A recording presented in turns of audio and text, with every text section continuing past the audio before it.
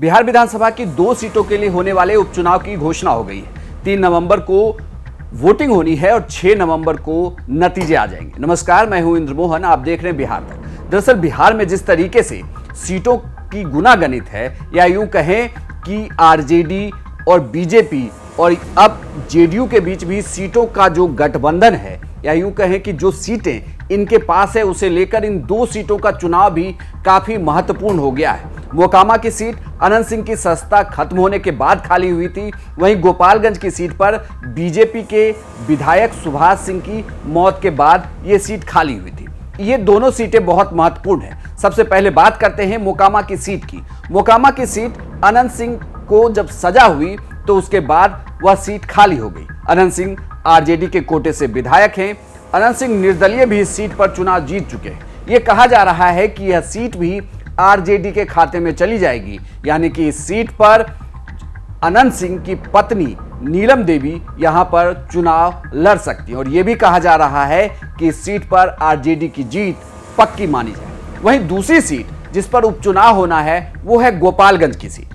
गोपालगंज की सीट से सुभाष सिंह विधायक थे, मंत्री भी थे जब उनका निधन हुआ।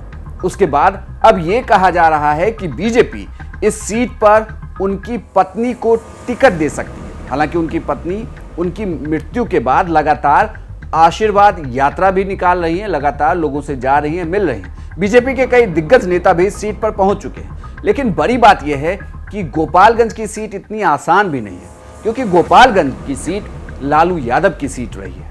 और यहां कुछ दिन पहले अगर आपको याद हो तो तेजस्वी यादव भी पहुंचे थे और कई 100 करोड़ की योजनाओं के लिए भी उन्होंने गोपालगंज में घोषणा की थी। हालांकि इसके पहले इस सीट पर महागठबंधन के द्वारा कांग्रेस ने अपना उम्मीदवार उतारा था, लेकिन इस बार यह कहा जा रहा है कि इस सीट पर आरजेडी अपना दावा ठोकेगी।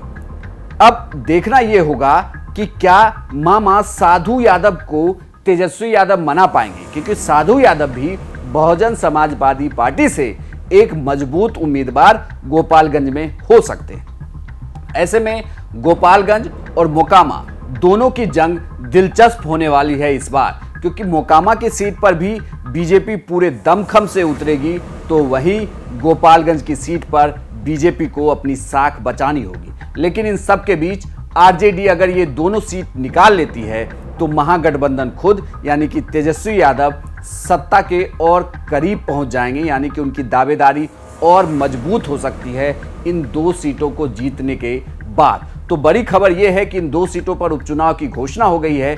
3 नवंबर को वोटिंग होनी है और 6 नवंबर को चुनाव के नतीजे आएंगे।